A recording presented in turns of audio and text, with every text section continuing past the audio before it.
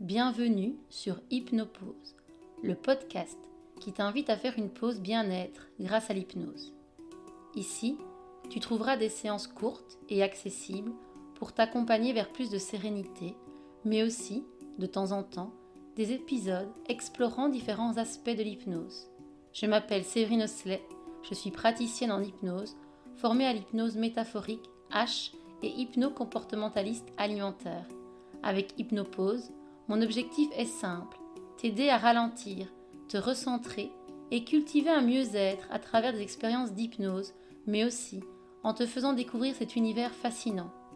Pour en savoir plus sur mon approche et mes accompagnements, tu peux visiter mon site severineosselethypnose.com. Alors, installe-toi confortablement, prends une grande inspiration et laisse-toi guider. C'est parti pour ton hypnopause.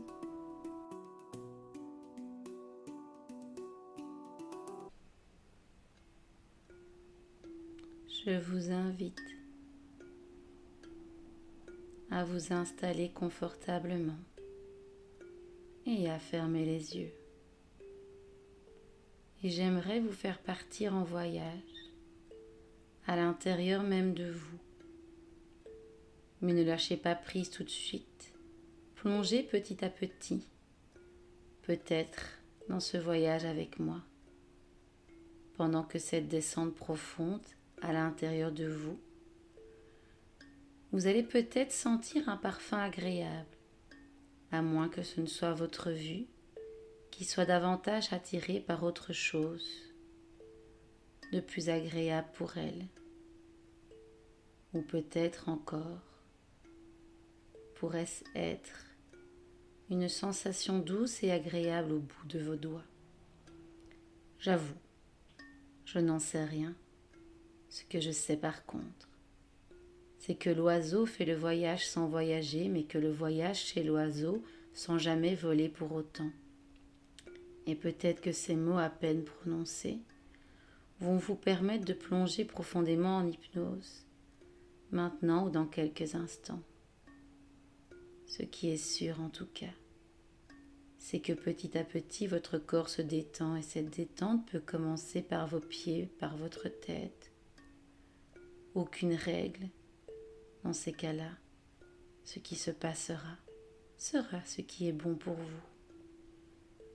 Et peu importe la vitesse à laquelle vous vous détendez, vous pouvez choisir de laisser votre corps se reposer pendant que votre esprit s'évade, comme s'il suivait le vent.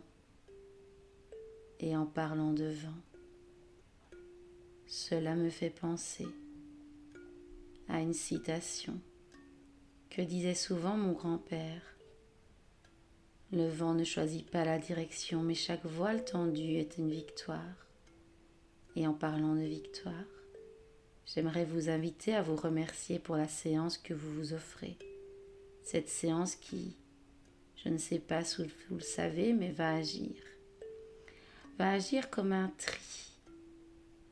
Votre inconscient va pouvoir profiter de ce moment pour libérer ce qui n'est pas favorable pour vos résultats futurs et votre réussite. Comment va-t-il faire, me demanderez-vous? Il opérera les changements au fur et à mesure que mes mots arriveront à vos oreilles, à moins qu'encore une fois, ce ne soit vos oreilles qui arrivent à capter mes mots. Cela n'a pas grande importance, mais ce qui est sûr en tout cas, c'est que plus mes mots vont s'enchaîner, et plus le travail va agir en profondeur et en douceur, pour vous apporter tout le lâcher-prise et le positif dont vous avez besoin. Et en parlant de mots, ces mots vont créer les histoires. Et en parlant d'histoire, je vois déjà la première qui pointe le bout de son nez. Et pour cette première histoire, qui marque le début de la session dans le calme et la sérénité, je voudrais vous raconter l'histoire de cette femme qui avait hérité de l'entreprise familiale. Cette magnifique entreprise était celle de son père et avant, celle de son grand-père et encore avant, celle du fondateur, son arrière-grand-père. Enfin, vous l'aurez compris, Cela faisait des décennies que cette entreprise était dans la famille. Ce qui, elle devait bien l'avouer, lui mettait un peu de pression. Elle sentait une tension, une agitation à l'intérieur même d'elle. Elle avait d'ailleurs hésité à accepter ce passage, ce rythme familial. Pourtant, elle aimait cette entreprise. D'aussi loin qu'elle s'en souvienne, elle avait vécu de très beaux moments ici. D'abord toute petite, elle venait y voir son grand-père et son père. Et c'était toujours des moments merveilleux. Chaque fois qu'elle arrivait, elle était considérée comme une reine. Biscuits et chocolat chaud lui étaient d'office proposés. D'ailleurs, son papy, qui n'aimait pourtant pas le chocolat, en avait toujours pour elle. Quand son grand-père avait pris sa retraite et confié l'entreprise à son père, c'était encore mieux. Ils avaient établi alors une sorte de rituel. Le mercredi après-midi, à la sortie de l'école, il venait la chercher et ils allaient ensemble voir son papa à l'entreprise. Quel plaisir! Et l'arrivée là-bas n'avait pas changé. Biscuits et chocolat chaud. Un régal. Et en plus, son grand-père adorait profiter de ces moments avec elle. Et en même temps, venir une fois semaine dans sa chère entreprise. Il savait qu'elle était dans de bonnes mains, que son fils savait ce qu'il faisait. Il lui faisait entièrement confiance. Il savait qu'il s'était préparé toute l'année avant sa retraite, avait révisé tout ce qu'il pouvait sur les clients et surtout, il savait pertinemment que son fils faisait de son mieux, même s'il ne lui disait pas assez, voire pas du tout. Vous comprenez, entre hommes, on ne se dit pas forcément ces choses-là. Cependant, il adorait revenir ici et en faire le tour, juste par plaisir, et saluer ses anciens employés. En plus de cela, cette dame avait hésité à reprendre l'entreprise à cause de son voisin. Enfin, plutôt avec un échange qu'ils avaient eu lorsqu'il avait appris qu'elle allait reprendre l'entreprise. Il lui avait dit ceci.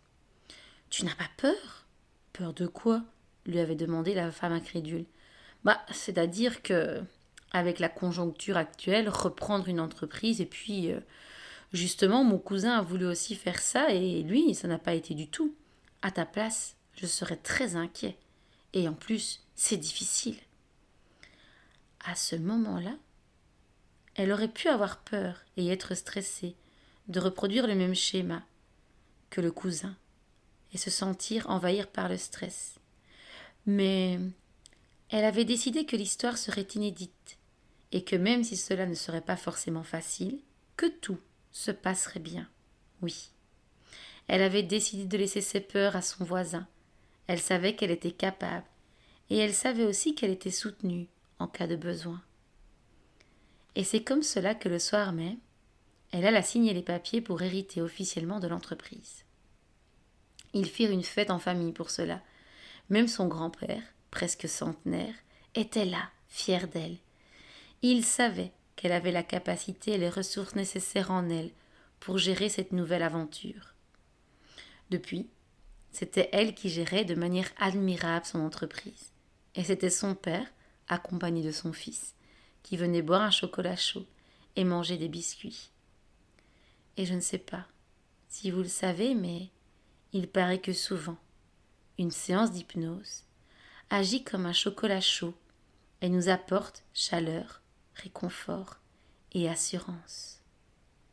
Cela nous permet d'apaiser le niveau de stress par rapport à la période d'examen qui approche ou qui est déjà là.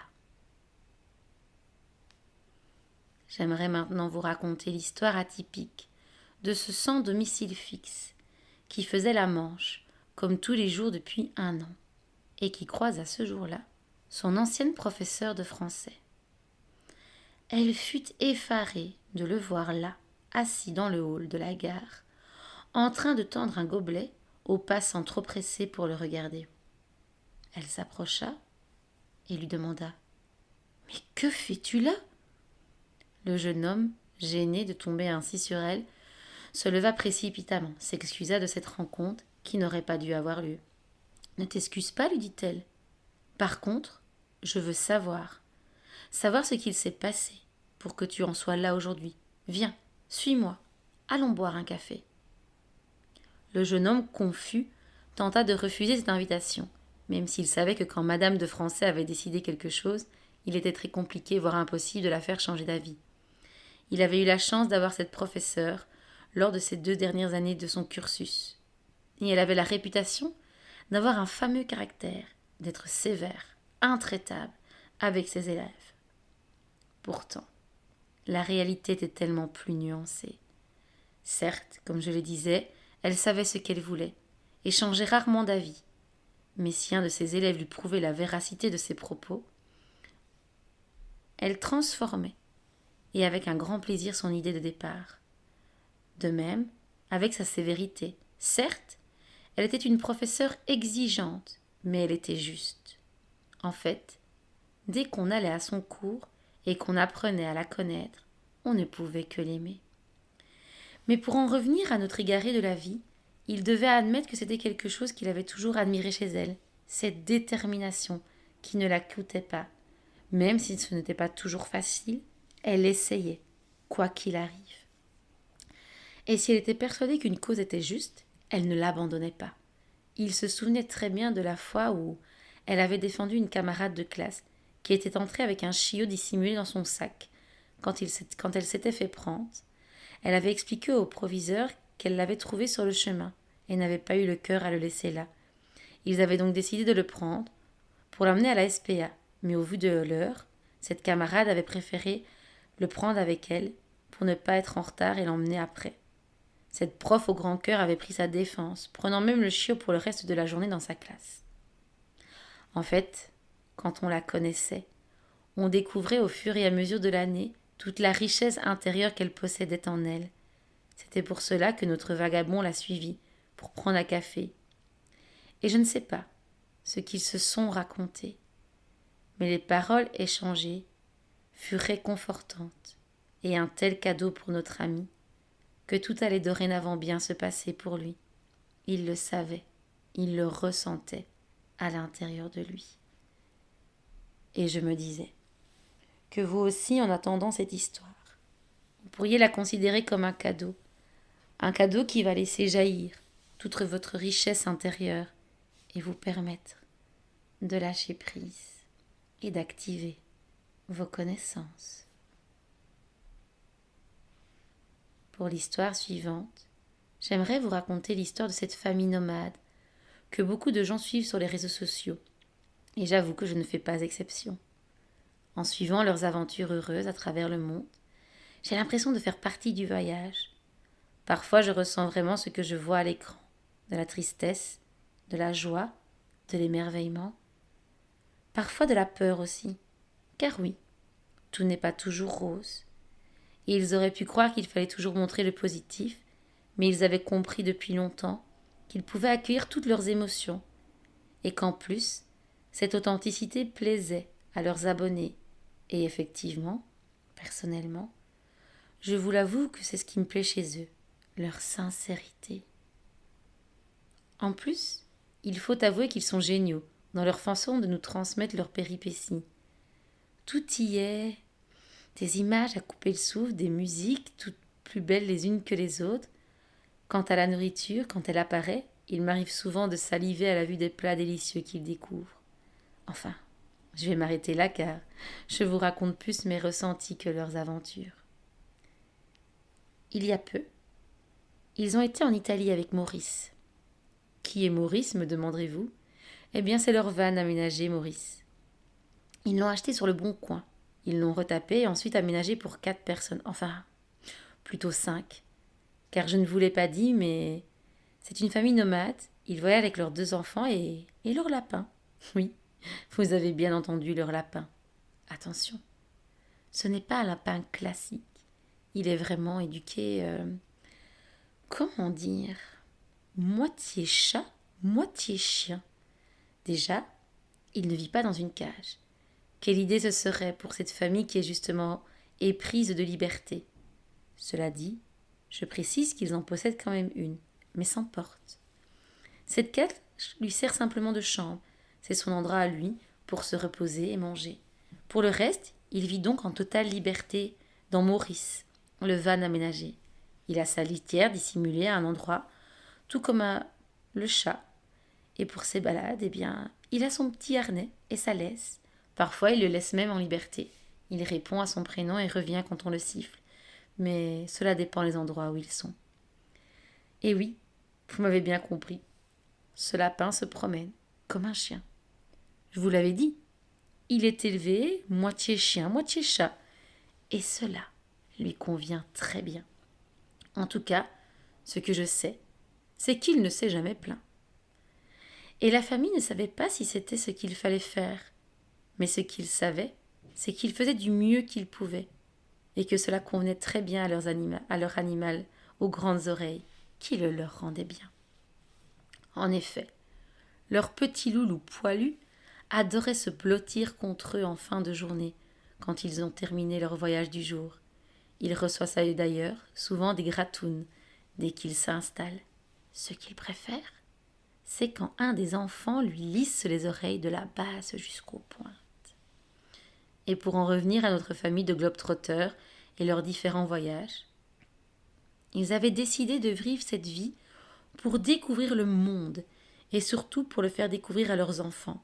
Ils étaient persuadés que c'était une belle façon pour eux de découvrir les cultures des autres, les langues, les plats, et leur amener comme cela plus de compassion et de compréhension de l'autre. Attention, pour autant, ils accordaient une grande place à l'éducation. D'une façon différente, certes, mais elle était là.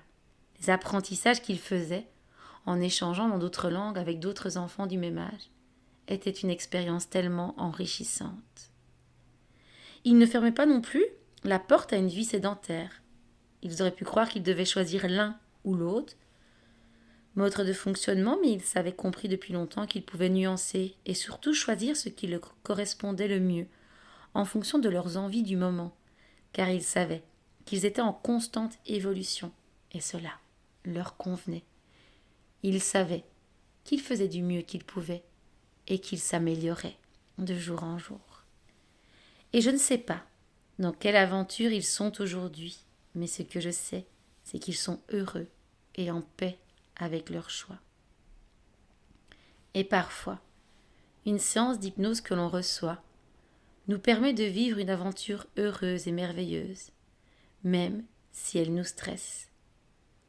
Car, justement, cette séance nous aide à nous apaiser. Imaginez maintenant que dans votre tête, il y a une salle des commandes. À l'intérieur, des écrans, des boutons, des leviers, un peu comme dans un studio d'enregistrement. Vous allez déplacer les curseurs des volumes de votre choix. Par exemple, vous pouvez baisser le volume des curseurs de la peur et du stress, augmenter celui du lâcher-prise et du bien-être, pour faire grandir tout cela progressivement en vous.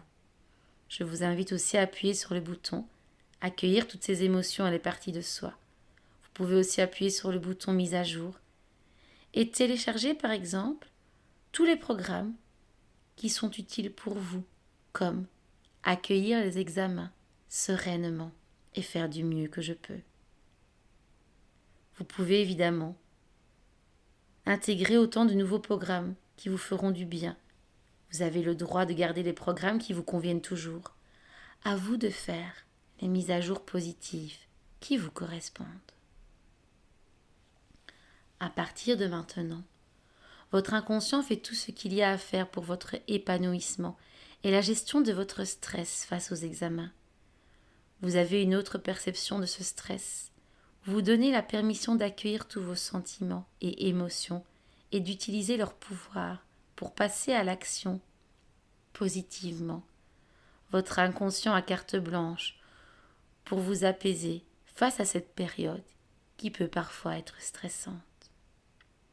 Imaginez-vous maintenant, avec les sens que vous souhaitez.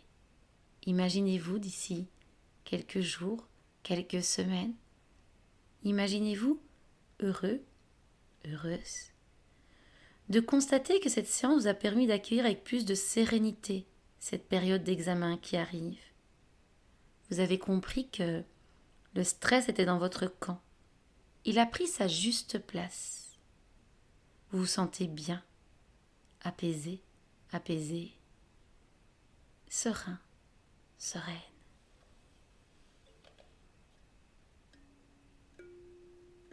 D'ici quelques instants, la séance va se terminer en douceur et vous allez pouvoir commencer à revenir à la réalité.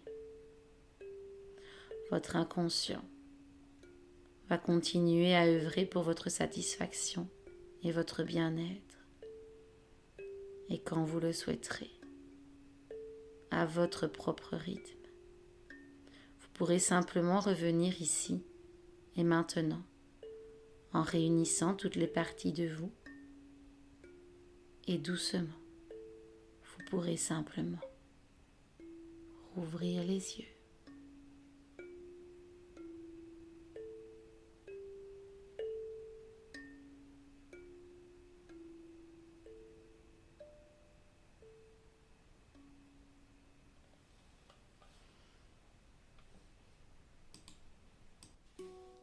Voilà, c'est la fin de cette hypnopause.